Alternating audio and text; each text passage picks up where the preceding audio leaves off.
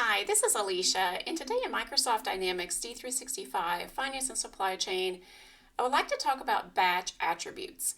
Now, when you think about batch attributes, you typically think about quality orders and doing tests on a particular batch. And that's a good use of batch attributes, but you could also use batch attributes to store information on a batch. So I'm currently working with a pharmaceutical company, and they are doing clinical trials, and they want to keep track of certain pieces of information about a batch in relationship to the clinical trial.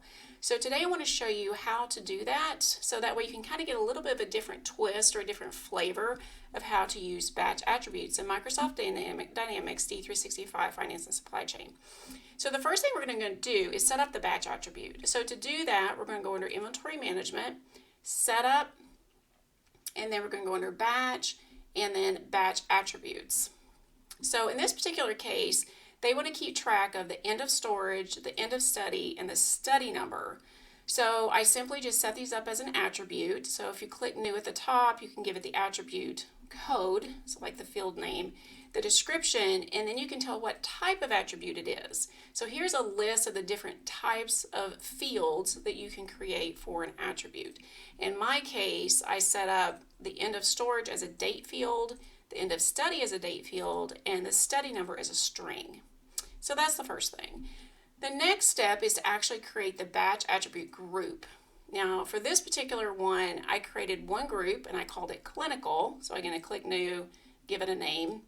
And then at the top, you click on Group Attributes. So this is where you're actually going to add the three fields, in my case, end of study, end of storage, and study number to that particular group. And again, typically you're using batch attributes for quality orders, which again, you can do that as well. That's why it gives you a warning or not allowed, and then you can go in and put in your different criteria, again, to use on your quality order. Once you have your group attribute set up, you're then going to go under Released Products, so Product Information Management, and then Released Products. And I created an item code out here, very basic.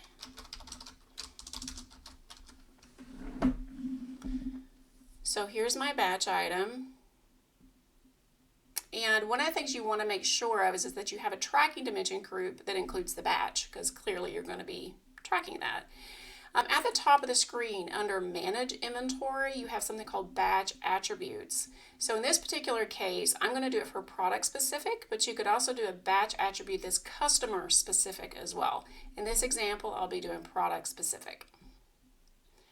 Once I'm in here, I just clicked New, and again, for the drop down, well, let me just click New again so you can see. So just to do Table Group All, so if you were to do Table, you would see the individual, different attributes. If you do Group, then you can pick the group. So in my case, I did Group, and again, I'm not really going to measure any of these, so I just left it as a tolerance of a warning, because again, I'm not doing quality orders, so it really doesn't have an impact. So what does this do for me?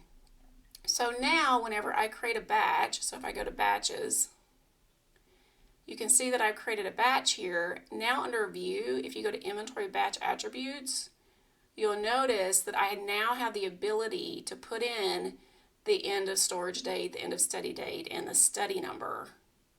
That gives me the ability now to track that information by batch.